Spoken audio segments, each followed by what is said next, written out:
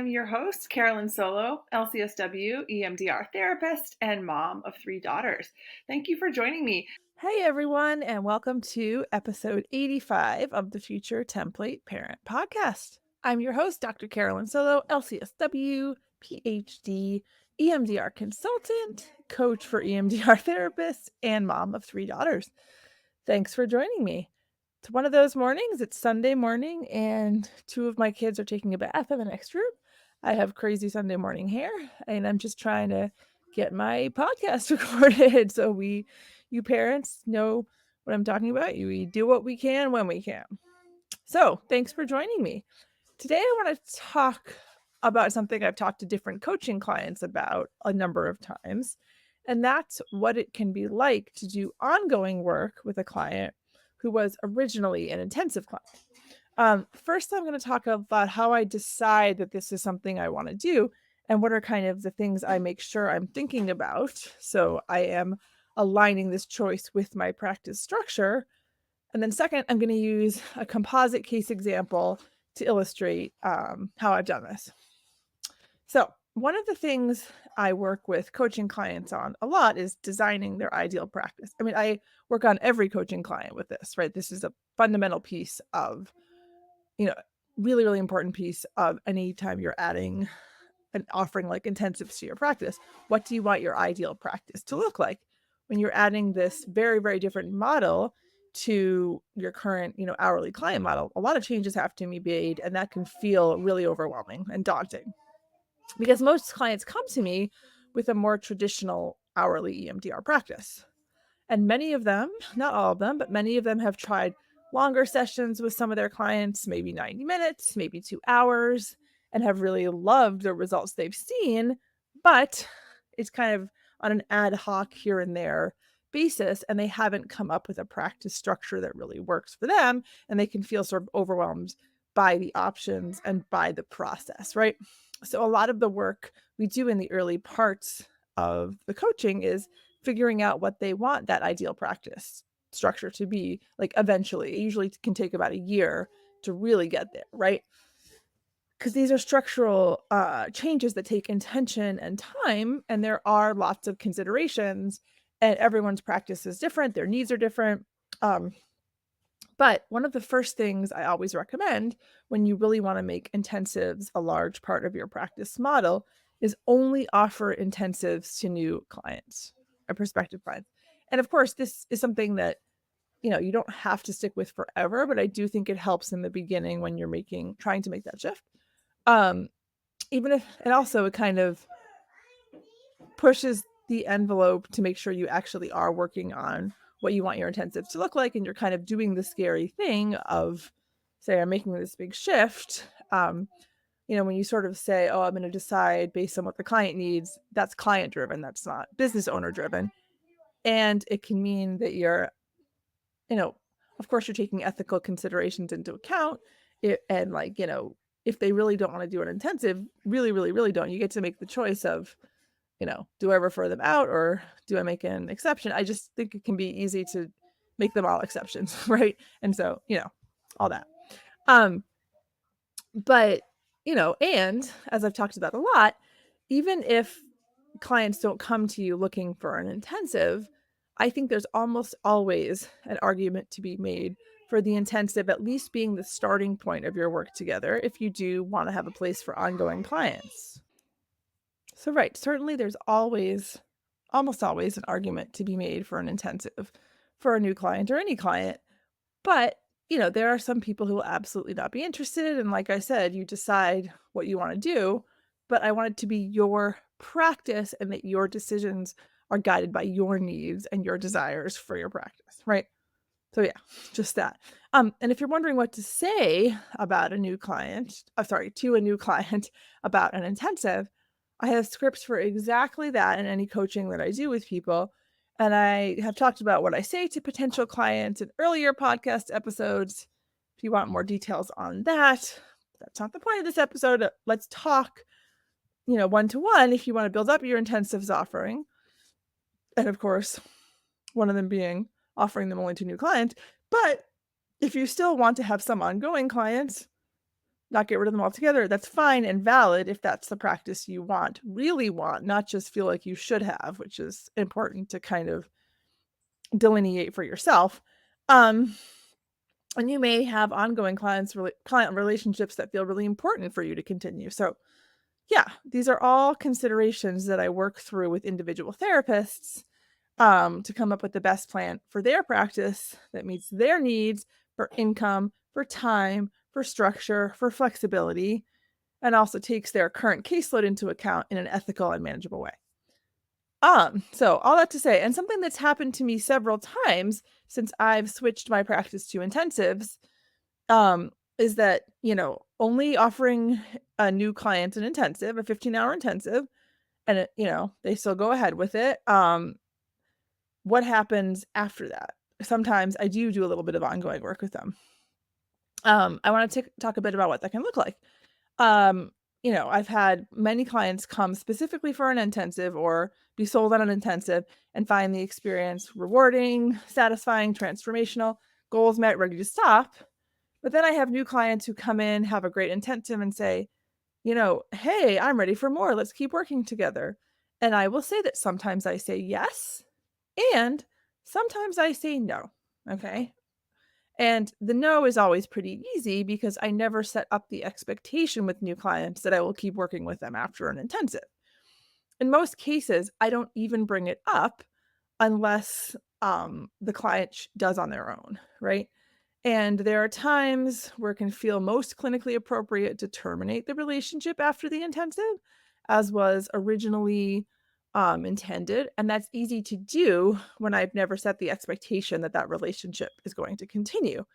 And even if it's maybe clinically somewhat appropriate, if it doesn't work with my, you know, practice structure for whatever reason, I don't do it, because then that does become clinically appropriate because it meets the needs that I have, and I only do my best clinical work when my needs are met. So, um, but there are times when an intensive opens up something else that may not have been on the client's radar at all, that wasn't something they thought needed work, or that they even had any recall of it. It isn't necessarily the goal that they um, came into the intensive with, or maybe they made really good progress on the goal, but there's still more there. Um, if the therapeutic alliance feels really strong and I find the work compelling and the client brings up wanting to work together again, I might say yes in that instance. And again, I'm very, very mindful of when I decide to do this because my ideal practice still has that built-in flexibility of primarily intensives and very few ongoing clients. So I want to be very sure that this is something I want to commit to, and I usually still want it to be time limited to some degree. And I encourage you to make similarly intentional decisions when these kinds of things come up. It's so easy to create a practice that doesn't work for you by saying yes too much, or to go from a practice that you've created that does work for you and then all of a sudden be in one that doesn't. Okay. So this intention is so important. So let me give you a composite example of a case in which I did decide to continue working with a client who first came to me for a 15-hour intensive. That's actually how they found me. They wanted an intensive. They really wanted that focused time, and they wanted it to happen fast, right? They were in a lot of, they were struggling badly in their marriage, right? They were trying to figure out what to do because they had discovered emotional infidelity, pretty serious, from their partner. And the client's partner was convincing the client that they needed to go to therapy because it was my client's trauma history that was the reason their marriage was struggling, right? And that my client needed to go to therapy to deal with their trauma so it would stop impacting the marriage. And as you might imagine, the partner had said the reason for the emotional infidelity was because of the client's trauma, which, yucky. But so actually, the client coming to therapy was very much motivated by the partner's wishes, although, the client was able to admit pretty easily, like deep down, they had their own reservations. But and then, as it's come up with a lot, sometimes during the course of intensives, and this certainly was the case with a few clients I'm talking about, they came to the place of realizing, oh, this is not just a problem in the marriage that we can solve, right? There's some deep-seated narcissism and emotional abuse happening in this relationship. So another person that I'm thinking of, I'm trying to like mix this up so it's not immediately identifiable as one person. Um, they came to the decision through the intensive to leave their partner and end the marriage. And of course, that was really hard because the partner had them really wrapped up in this very gaslighting, confusing um, relationship that certainly was influenced by earlier trauma. But the intensive actually allowed them to get clarity on that, why that the marriage needed to end, right? And for different people, it takes a different amount of time to get to the point where they actually do that. But often the intensive helps them make that crucial mindset shift that they're not, inventing problems, that they are not the problem. And in one particular situation, the emotional infidelity was real, even though the partner was sort of gaslighting them into saying, like, that's not what this is, blah, blah, blah. So with one person, we finished the intensive. They had that sort of moment of like, I get this. I transferred them to an hourly therapist. At times people will reach back out to me. This happened a few times, and I'm thinking of a couple people in particular. Um, you know, the relationship was ending or was very much ending or was over. And sometimes this creates space for earlier trauma memories to surface or to become more impactful. Maybe they're having flashbacks, maybe they're having like, oh wow, I didn't even remember this happening. And maybe they thought, okay, wow, that intensive was so helpful. Let's work together again. Um, and in one particular, trying to do a little bit of composite, but also making it make sense. Um, one client I remember was like so committed to the intensive and the work, and also realized that they had a lot of stuff happening that was like both in the moment and before that was impacting their decision making about the relationship. And the intensive gave them some clarity, and they also realized this emotional abuse had been a long-term thing. It was not just recent around this infidelity, it was long-term. Um, you know, they'd been kind of scapegoated, gaslit for years, and they had significant trauma and abuse, like from that abuse, right? So, right, the partner is out of the picture or moving out of the picture, and stuff starts to resurface, right? And with one particular person, taking different pieces from different people's story, they actually had some sexual trauma resurface from their childhood, which they had been, aware of, but were kind of downplaying how significant that was in terms of impacting their relational patterns. Um, but it really resurfaced for this client once they had some distance from this abusive relationship, an actual literal space, psychological space. They were not living together anymore. The client was standing really firm in ending this relationship. And some of these sexual trauma memories weren't even in the client's awareness because of that chaos of their living environment. There was no space, and they were constantly being told that they were the problem, right? There wasn't enough safety in the client's life to even really, really be aware of this trauma. Um, but the intensive accomplished getting the client to a place of stability where they could work with these memories. So I was open to ongoing work in situations like this. And then one particular person, switching a little bit, about 6 longer sessions of 2 hours every other week. We moved through some memories very successfully. And I, kind of raised like, I think we should terminate for the time being. I primarily led the decision making about terminating the relationship at that point because I thought it was clinically appropriate and it's what I wanted for my practice. But both of those things are important. Um, and but it is cool to see how the intensive was the starting point. Like we had to get through some stuff before we could get to other stuff. Um, you know, they we realized that these memories that were resurfacing were kind of the basis, the origins of these challenges with self-worth and recognizing safe relationships and valuing oneself enough to not be in chaotic relationships. And notice too how we kept the work really boundaried, right? Specific memories, longer sessions. I kept the structure every other week so that we did not move into this ongoing client relationship. And so it didn't impact on my intensive structure that I had primarily for my practice. And I always make sure when people finish an intensive that they have an ongoing hourly therapist, whether it's talk therapist, EMDR.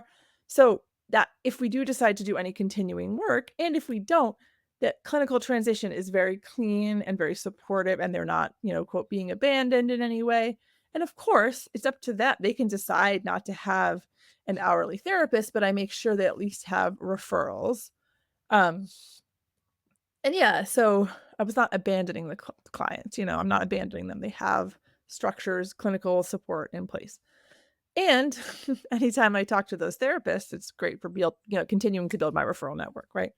Um, and strengthen referral relationships. If I'm sending them clients after we finish an intensive, they're seeing how valuable this is. Like, obviously there's that ongoing relationship, and it helps that hourly therapist understand more of what I do and why it's supportive to them. Right. So always that piece. Um, but right, this arrangement also allows me to at times like continue that ongoing client relationship for a bit, which can be very fulfilling, right? But not in a way that it compromises my practice structure with its focus on intensives. At my practice in Pennsylvania, things look a little different now in Vermont, but I would schedule 2 intensives a month with a week in between, and would schedule any ongoing clients in those intervening weeks. I had a couple people that needed to meet 3 times a month, but for the most part, it was every other week. Um, and, try to stack those ongoing clients into a day or 2 in those intervening weeks, so I had plenty of time off. So again, super, super intentional about structure, and not just like, "Oh, whatever you think is best, I wanna keep this client." I think that clients feel a sense of confidence when you say, "This is the structure I have, this is what I advise." Boundaries make people feel safe, okay? Clients, kids, all of us. So, that's our job as the therapist, not their job as the client to tell us that they need this and what they want or whatever.